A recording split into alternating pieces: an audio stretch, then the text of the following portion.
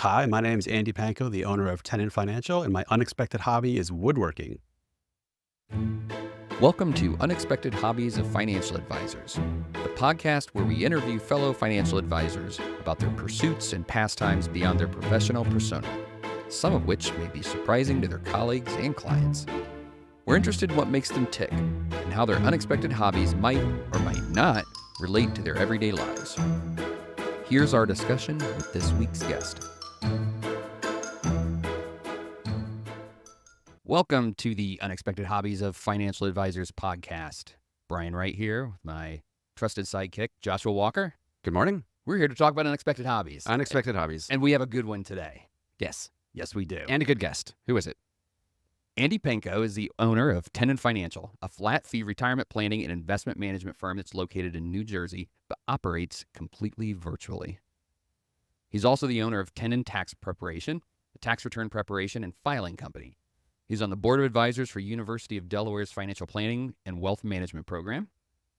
And he's also the creator of Retirement Planning Education Podcast, YouTube channel, Facebook group, and website. Outstanding. So he fits the bill. He is definitely a financial advisor. For sure. We haven't stretched that definition too far yet, but you're right in the middle of that. And scrolling way back to the top of that, we have Tenon Financial. Remind everybody who doesn't already know, what is a Tenon and how did you come to pick that as your firm name?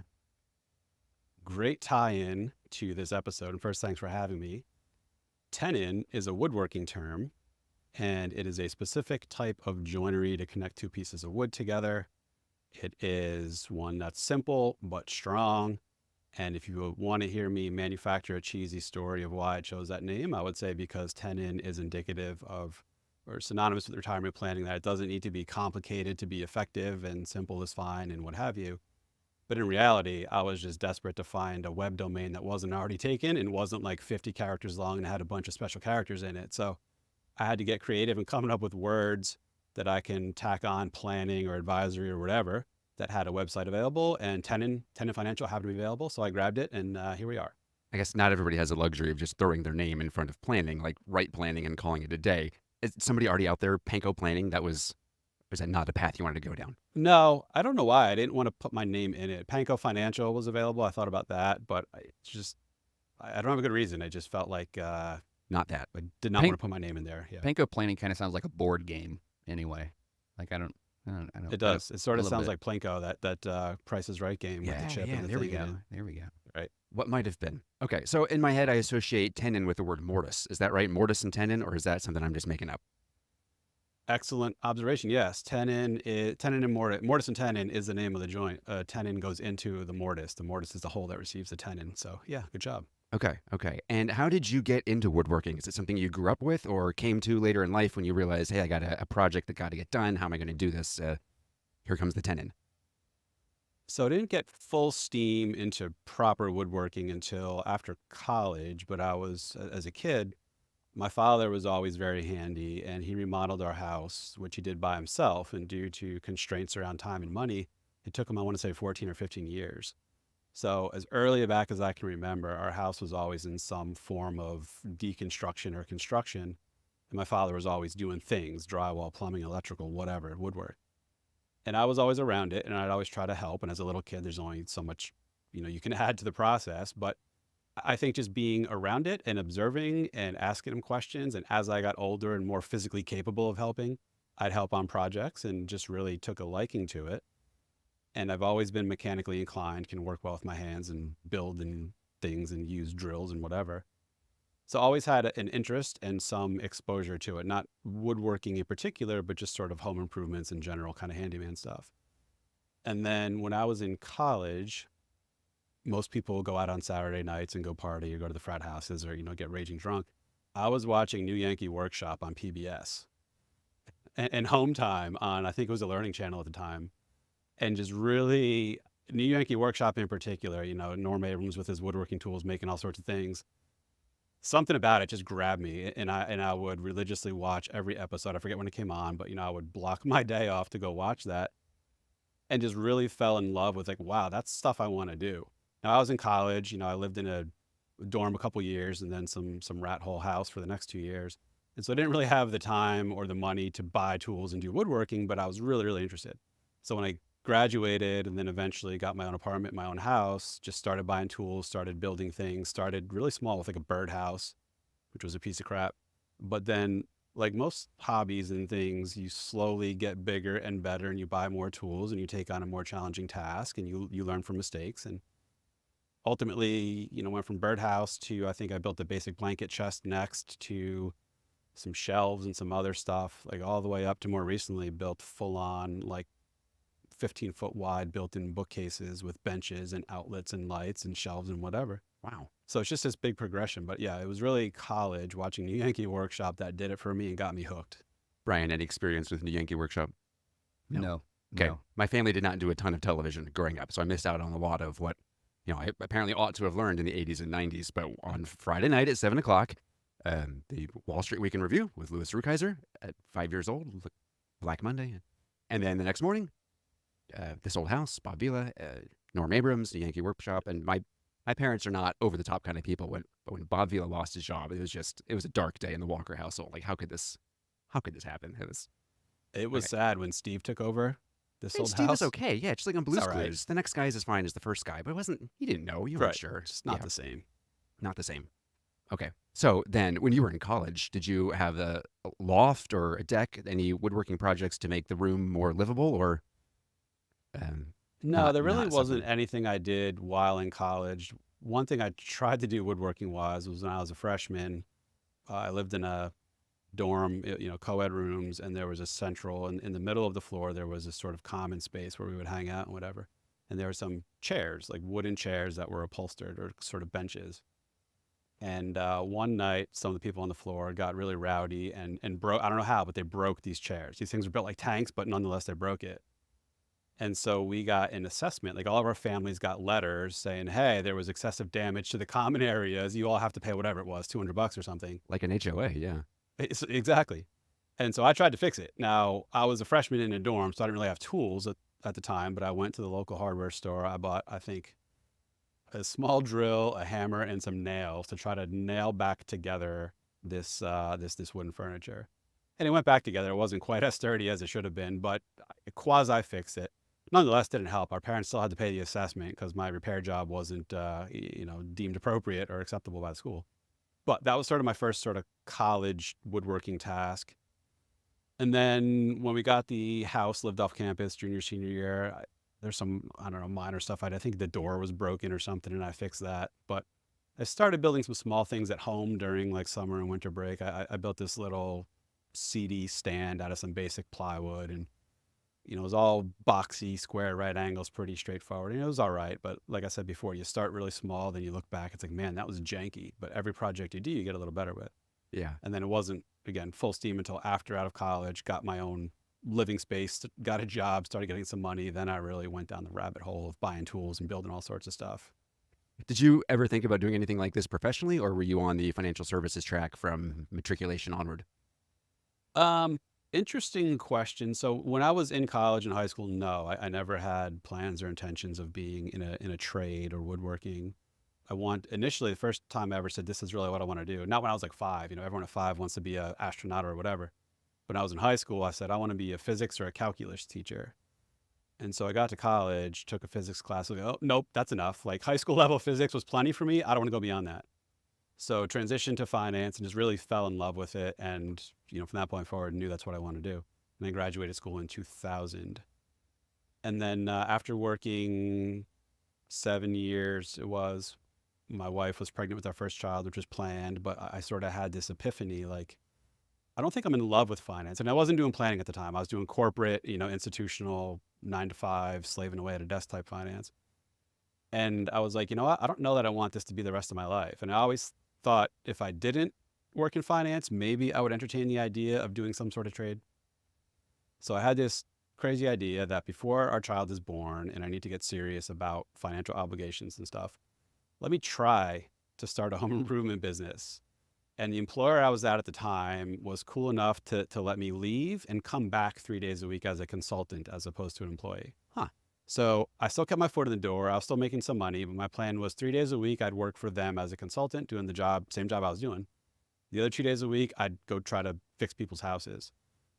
And I found out real quick within the course of a few months, I love home improvements and woodworking as a hobby. I hate it as a profession Oh, because then it's other people's headaches and demands and timelines that you have to stick to. And now it took the fun out of it. So within a few months, I was like, yep, nope, not going to do this. I'm going to go back full time to work. So I did. I think my home improvement venture lasted, I want to say 6 months. No regrets. I'm glad I did it, got it out of my system, no, but yeah, completely now you ruled know. it out. It's like, yeah, this will not be my profession going forward.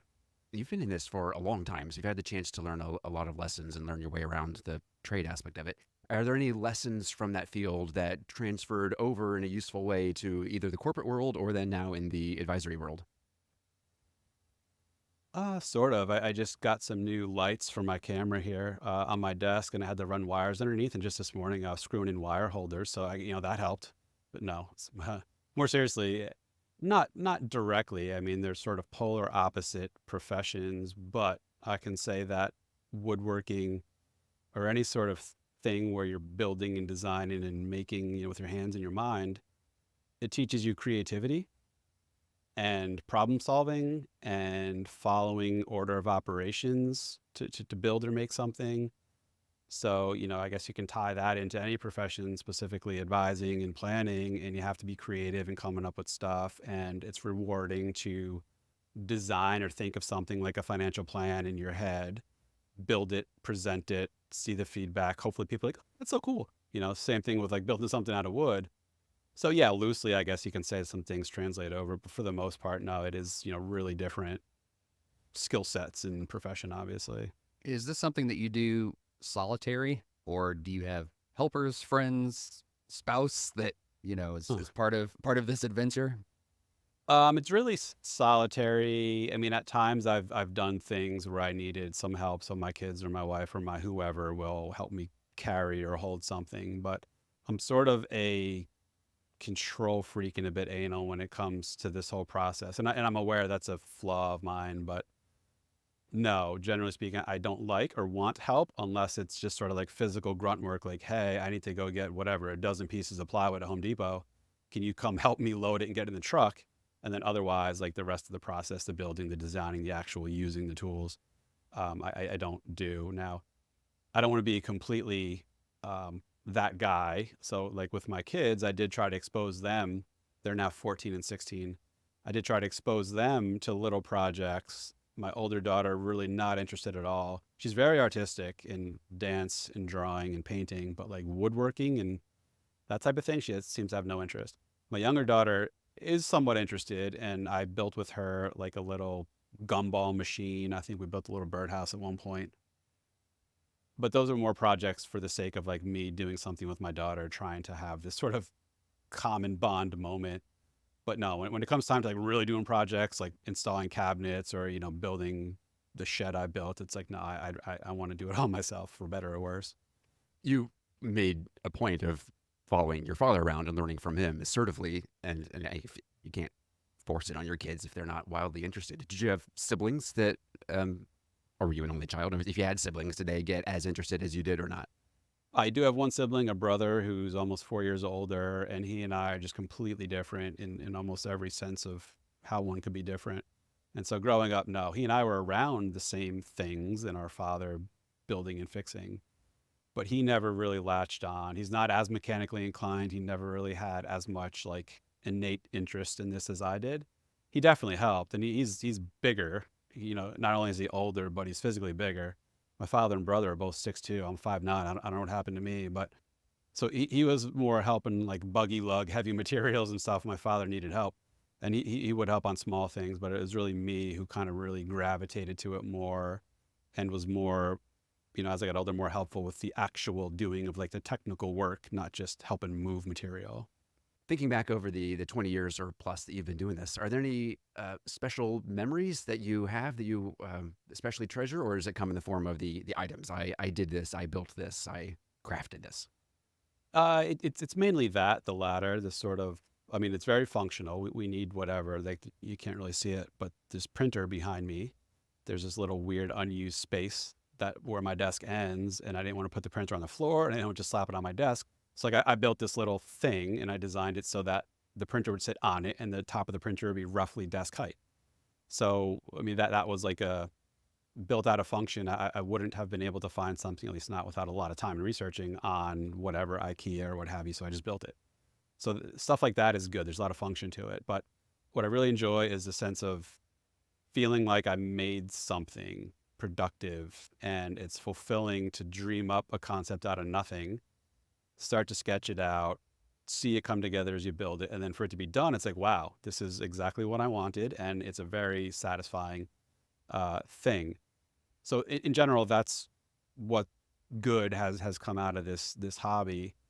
One sort of interesting fun fact that I never would have had I not been into woodworking probably was I was a contestant on a HGTV reality competition show in 2011 called All American Handyman. I did pretty well, and I didn't win, but I got fourth place out of 20. Okay, And it's one congrats. of those like elimination style things, sort of like Top Chef, where you gotta, make some food. And in this one, it's like building and fixing things are the different challenges. And so, that's something cool to say. Not many people can say they were on a reality show. Didn't get me anywhere in life, but so be it. Not many people can But, say that and be proud of it. yeah, exactly. It was fun to be part of it. I met two people, the host of it, who were celebrities in my mind, because it's Mike Holmes and Scott McGillivray. I don't know if you've Oh, heard of them, but yes. Well, one of them. Yes. Mike Holmes. yeah, Holmes on Holmes. I Yeah. mean, exactly. Yep. I mean, they're big names within the home improvement TV industry. So I'd watched all their stuff, and to them, to me, they're celebrities. So they were the hosts. So I got to meet them, hang out with them during this, week-long filming process. So anyway, so woodworking and being good at building and fixing things led to that, which now leads to this cool story that no one can take away from me. So the projects that you work on, are they primarily just for your own use and enjoyment, or are you are you making gifts for people? Do people commission you, like friends and family, to do projects for them, or is this you kind of see a need in the house? This is something I need. I'm going to build it, and here we go. Yes. All of the above. All of the above. Yeah, bit of all of that. I mean, largely it's things I do because I want to do or need to do, like something's needed in the house or like a little stand is needed for my printer.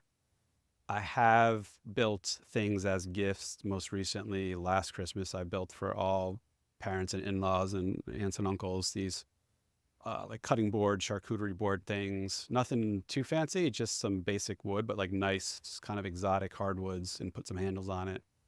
I built for my mother a jewelry box like 20 years ago. I got a bit ahead of my skis with that one. She still has it. And it's one of those things I look back now, it's like, oh man, I could have did so much better knowing what I know now. But for the time and my skills and tools and, knowledge then, I'm still impressed by that. And she still uses it. It's got little ring holders and jewelry holders and drawers and doors and tops, and proud of myself for that one.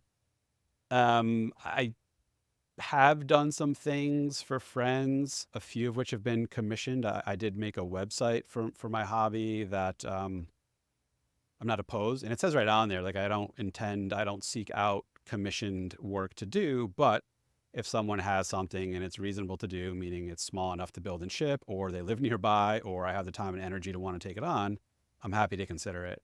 So I did do like the built-in bookshelf thing I referenced before. That was for one of my good friends in his house.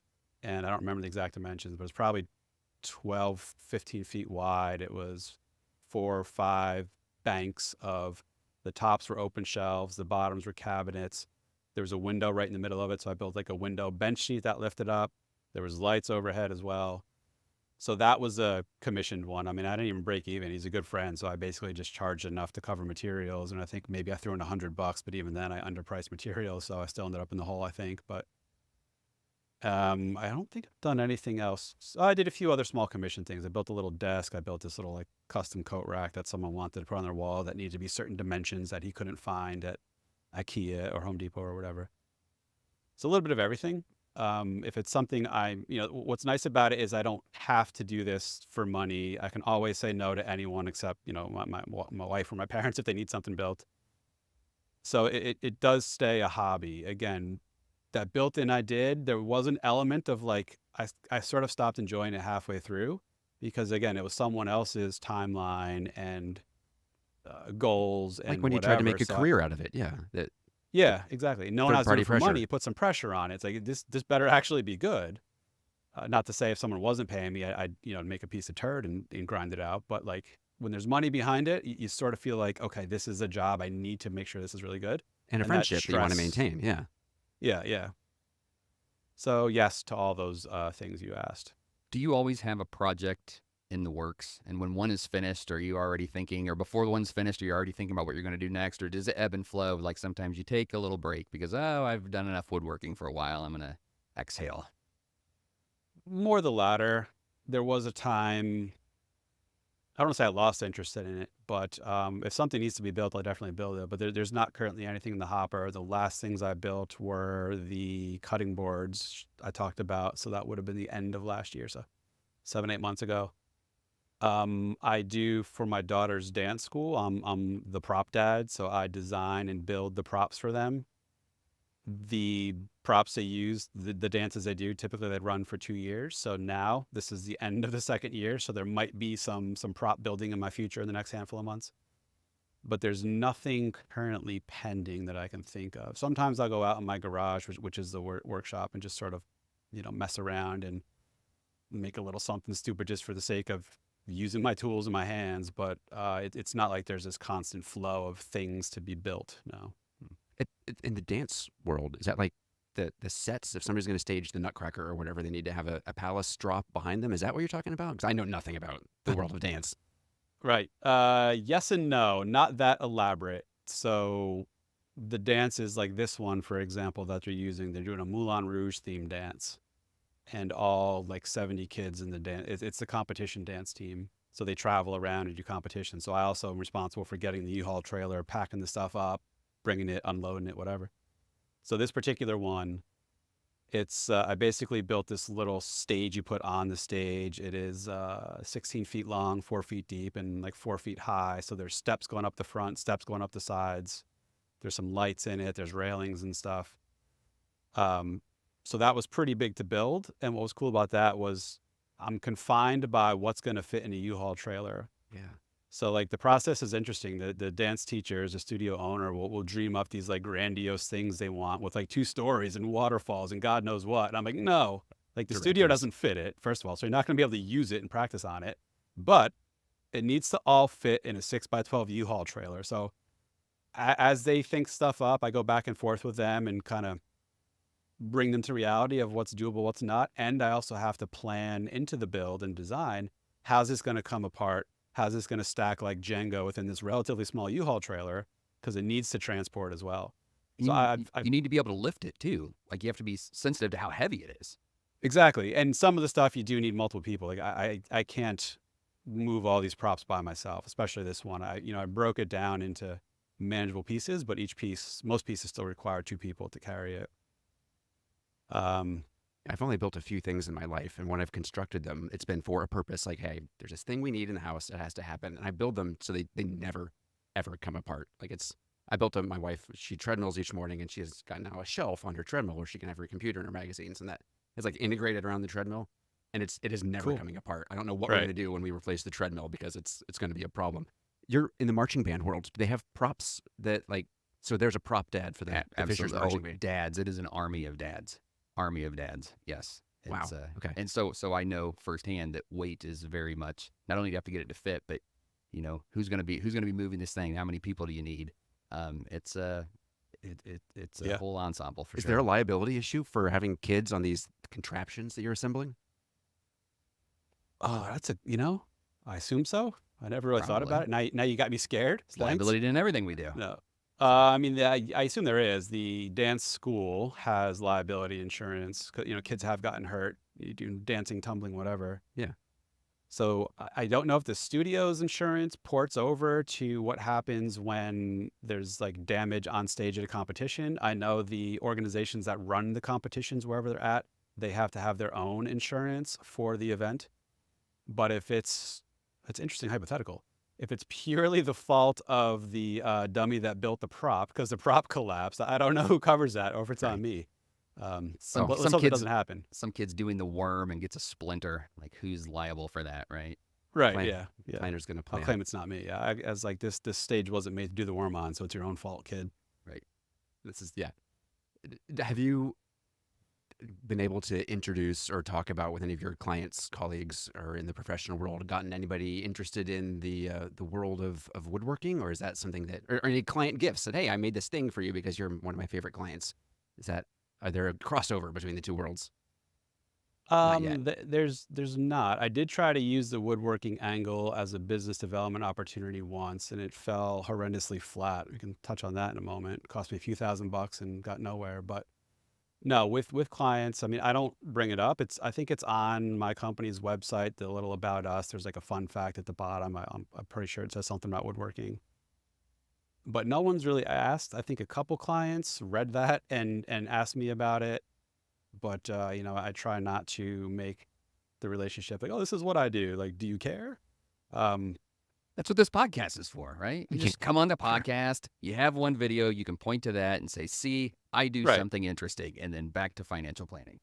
Yeah. But no, I haven't built gifts for clients out of woodworking. That'd be a lot. There's, now a fair amount of clients, so it'd be a lot of things to build. I did do little business card holders where I made a batch of like 6 or 7 a few years ago when I first started the business, and I gave them out to a local estate planning attorney and an accountant that I sort of knew, so they can put them out. And I made up my own little brand, like a logo that you brand into it that says Panko Woodworks, so they know who it's from. And so those are kind of cool, but I didn't do those for clients. That was just for sort of centers of influence, if you want to call it that. What is your favorite wood to work with, and what is your least favorite wood to work with? Interesting. It depends what you're building. That'll sort of Sure. guide what you should use. But I'd say probably poplar is my favorite to work with. The state It tree in doesn't. Indiana, tulip poplar, Is it interesting? Okay. almost interesting. It's nice because it's easy to work with. It doesn't have a lot of like blotchy grain that stains and paints weird. Relatively inexpensive. So that's probably my favorite. The worst. There's this fancy. It's called zebra wood. It's dark wood with like these striations of light in it. Blows my mind how trees make this happen, but I've done a few things with it and it looks really cool, but it's hard to like mill and machine. If you try to like plane it down and gently scrape a little bit off the top, it's very porous and it rips and tears easily. So I had a lot of trouble with those cutting boards I made. I had inlays of the zebra wood in it because it pops and looks cool. And as I was trying to plane it down and get it all smooth, I just like, oh, it just like kept like ripping and chunking out. So it looks nice, but it's hard to work with. Do you tend to go towards paint or stain, or does it depend on the project and the application? It depends. I hate the process of finishing things. I really enjoy dreaming up, designing, building, and even sanding. I truly hate painting, staining, anything like that. And if I can just pass it off to someone else to do, I would. So depends on the application. I used to think of myself as a wood purist. Like when we redid our kitchen in 2007, I wanted cabinets, and cabinets are made out of wood. And I was like, if they're made out of wood, I want people to know it's made out of wood. I want it stained. And so I didn't build my cabinets. I could have, but it was like way too much work. And there's no way I can finish them as well as production cabinet shops can. So we got cherry cabinets and with the dark stain, and like they're beautiful. They show the wood grain and everything. So something like that, I was like, I'm a wood purist. It'd be criminal to paint over this. So whether it's like some cheap, manufactured particle board or cherry, no one's gonna know because it's painted. So I used to be sort of a snob about that, and I've come around to the painted thing. So most projects I've done recently, I guess it depends on the aesthetic you're going for, but now I like the look and consistency of just a solid painted surface. But certain things like those cutting boards I used nice woods with good grain, so I want those to show through. So I just put some food grade sealant on it, like protectant, so you can see all the glory of the grains and stuff like that. You definitely don't want to paint a cutting board. That's Yeah, asking what for painted trouble. cutting board would be. That'd be a No, little no. awkward, yeah. Yeah. Yeah. Where do you source your wood? Is it just the local big box hardware store, or are you the sort of person that scouts out abandoned barns and tries to collect from a church that's getting torn down or something? I've done that as well. It really depends what you're going for. So if I'm just building like built-ins or something, and all you need is some decent plywood and some poplar or pine to like trim out the fronts of the plywood so you don't see all the plies when you look at the cross section. Home Depot and Lowe's are fine for that.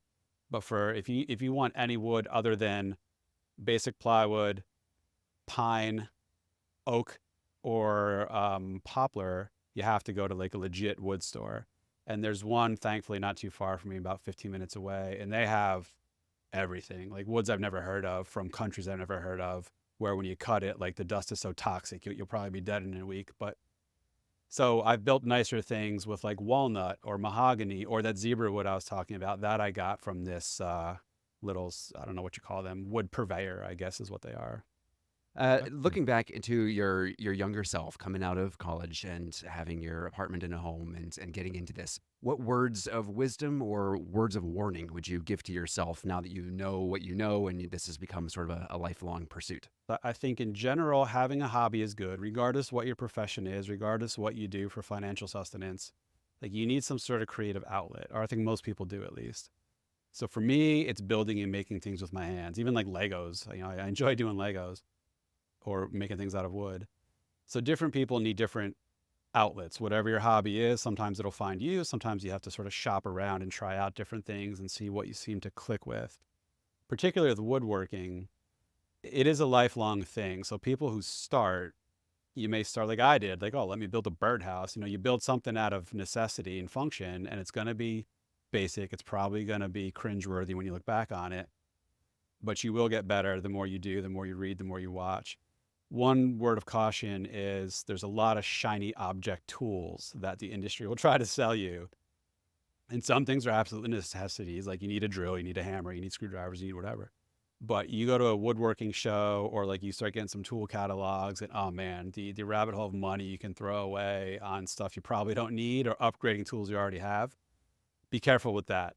Now, it's not like you can easily spend hundreds of thousands of dollars, but there are tools where instead of the whatever, you know, the $80 drill at Home Depot, there's this fancy $400 drill from this German company that's built like a tank.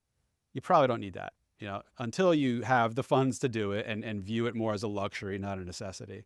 So I've bought some things I didn't need. Granted, it wasn't thousands of dollars wasted, but it is very easy to buy tools and things you don't necessarily need. So be careful of that if you are getting into this hobby. Is there a minimum threshold of quality that you need a good enough tool to get the job done, if not necessarily German engineering? Like, is Harbor Freight like good enough for a person just starting out, or should you just Um, go to the big box and start there? yeah, if you want it to blow up and kill you, yeah, Harbor Freight's fine. No, just kidding. Woo! No, you know, Harbor Freight doesn't try to hide that it is the low cost provider. And certain things I've gotten from Harbor Freight, like if I'm not going to use it a lot or if it doesn't have a lot of like motion or function. So for example, I built something where I needed rivets, which are these little, you know, things that hold sheets of metal together. And I don't do a lot of metal work, nor do I want to, but I needed rivets. So I wasn't going to go buy the, you know, $300 rivet machine and then the whatever. I went to Harbor Freight and for like 27 bucks, they had the riveter and like this whole assortment of actual rivets. I probably got 2,000 rivets, which was like, you know, 1,990 more than I needed, but it's 27 bucks. And so I did it. I did my handful of rivets and it was done. And things would sit in my garage for 10 years. So something like that is fine. Um, Things with motors, things you're going to use a lot, like circular saws or drills. Harbor Freight stuff is just garbage. You know, not to say it won't work for a while, maybe it lasts a long time, but with moving parts, you know, it's going to burn out. It doesn't have the quality behind it. So I have since upgraded most of my tools to the fancy German company I talked about, partly because they're built phenomenally well, but also they truly do have some functions and features that the mainstream tools like DeWalt and Porter Cable and Makita that you can buy at the big box stores that they don't. So yes, it's part luxury, but it is also part function and quality. And I'm at a point in life where thankfully, you know, I actually get the use out of the functionality and quality, and thankfully have the finances to afford these rather expensive tools. They could be heirloom pieces for your potential grandkids that they can say, hey, these are grandpop's tools and they came from overseas and they served him well. And That's what I have. I have a toolbox in my garage. My great grandfather was a carpenter, and I have his whole old tool set and his woodworking. You know, his saw. I have like a hand drill from the 1930s, Yeah. and it's cool. And it's a cool little heirloom piece. I have some really old tools that I'll probably never use, but I go to woodworking shows and there'll be people set up shop that they go scour yard sales and whatever and then go sell old stuff. Some tools are really in demand, like pre-World War II hand planes from Stanley were built absolutely rock solid, really good. They'll usually have some wear on it now, but you clean it up, stand it, whatever, and it's still a phenomenal tool. Stuff post-war, a little different, but I have a bunch of old vintage tools, some of which I inherited from grandparents or whatever. Some I have bought at wood shows. And to your point, like, I mean, my kids probably won't care, but for me, it's like, this is a tool that's going to last for generations, should someone choose to keep it for generations. Some of the things I have used, like I do have one of those hand drills I have actually used just for the fun of it. I mean, it's Right. definitely less efficient than a electric drill, but it's like, I got it. Might as well use it. It makes me feel like I'm fancy or something doing it the old school way. But What is a woodworking convention like? yeah, it's interesting. Well, there's conventions. When I think of that, I think of more like those actually in the business. I've never been to those, like those who make tools or whatever. I've gone to retail, sort of consumer facing. There's one called the Woodworking shows that travels the country every year, and there's a stop, thankfully, not too far from me, New Jersey. So I've gone to that every year since, I don't know, 2002 maybe.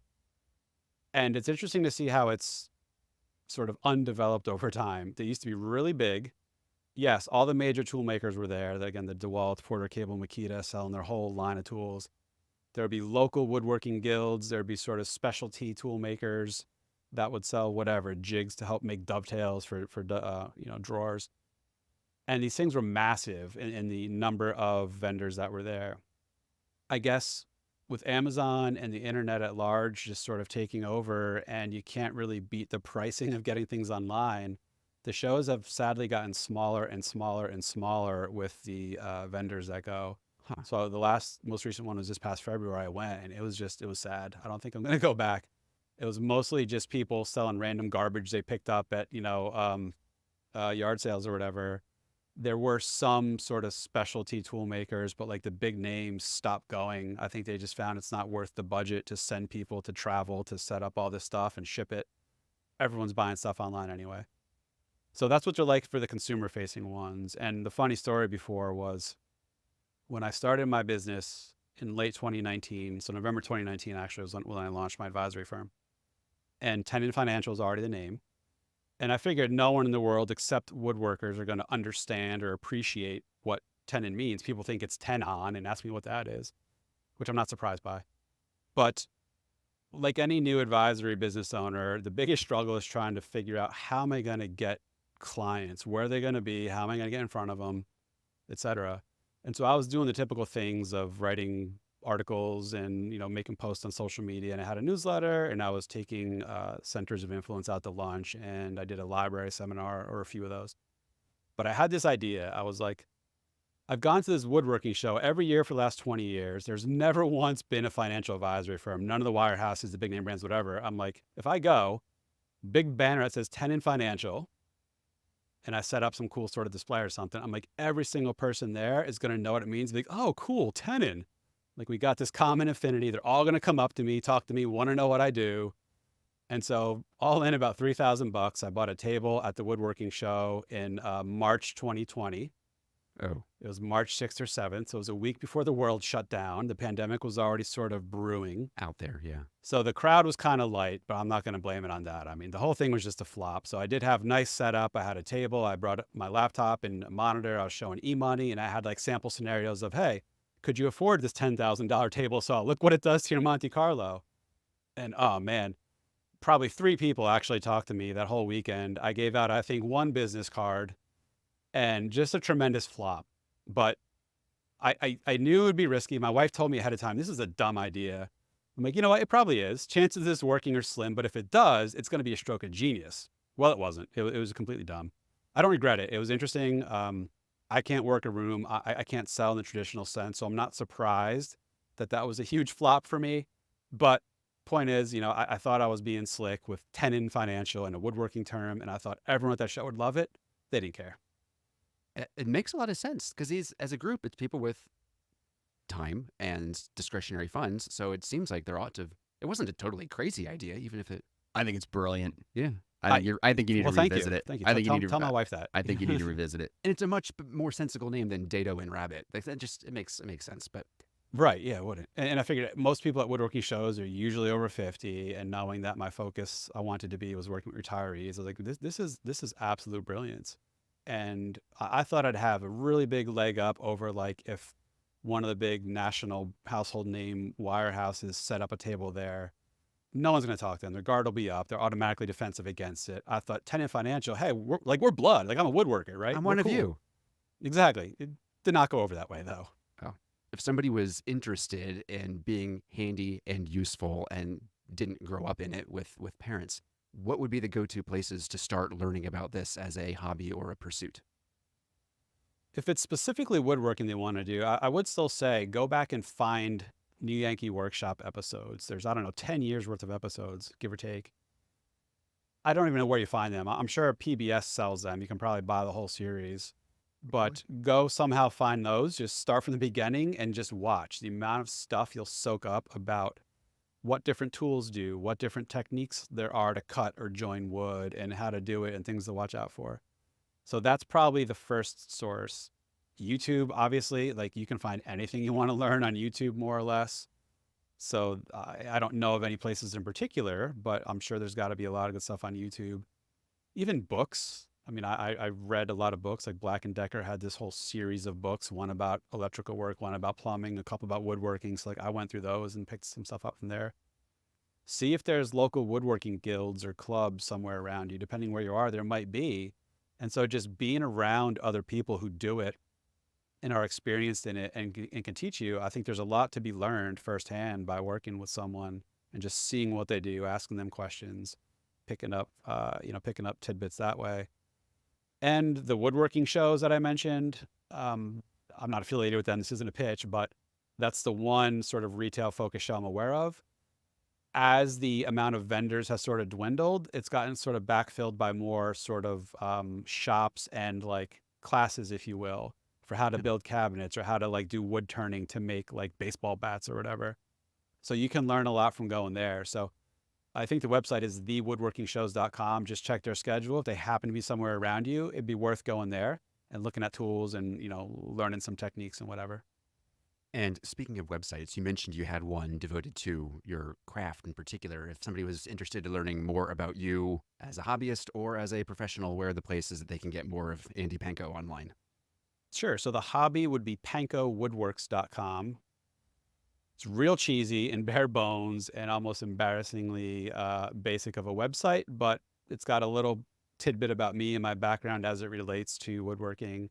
It's got a bunch of pictures of things I built, and that's about it. So that's my hobby. Professionally, my advisory firm website is tenonfinancial.com. And then I do put out a lot of content, education, and giving away helpful knowledge is a big part of what I do because I learned a lot from other advisors who had great podcasts, great blogs. And so I feel the need to sort of educate and give away as they do. So retirementplanningeducation.com is the hub of my various educational content outlets. I can put a personal blurb out there. I'm a big fan of the podcast. As I was transitioning into the industry, as I was doing my education, I was doing a lot of Kittis and Carl and that sort of thing. But then when I got my CFP exam behind me and was ready to learn how to do this for real, yours was one of the ones that I found particularly helpful. And I started listening when I was down in Florida. So every time I hear the theme music, it takes me back to Florida in January. So I've enjoyed it quite a bit, not just the fond memories of Florida, but also the content as well. And we're grateful for that. And we're grateful to have you on here today. We appreciate your time. Thank you. Andy, thank you. This has been fantastic. Love to learn about your unexpected hobby of woodworking and how it's impacted your life and continues to. So thanks again for coming on and telling us your story. My pleasure. Thank you, guys. This was a lot of fun. Unexpected Hobbies of Financial Advisors is brought to you by Fiduciary CFO, forward-thinking tax and planning solutions for business owners, like RIA firms and their business owner clientele. The opinions of Brian, Joshua, and their guests are for entertainment purposes and should not be construed as legal, tax, financial, or investment advice. You should know better than to take any of this content seriously. Thanks for being a fan of the show. If you were listening and thought to yourself, hey, I know somebody they need to have on the show, you can do something about that. Go to unexpectedhobbies.com/nominate and tell us who they are and what they do that's so interesting and unexpected. If we agree, we'll send them an invitation and we'll hope they say yes. Now it's unexpectedhobbies.com/nominate.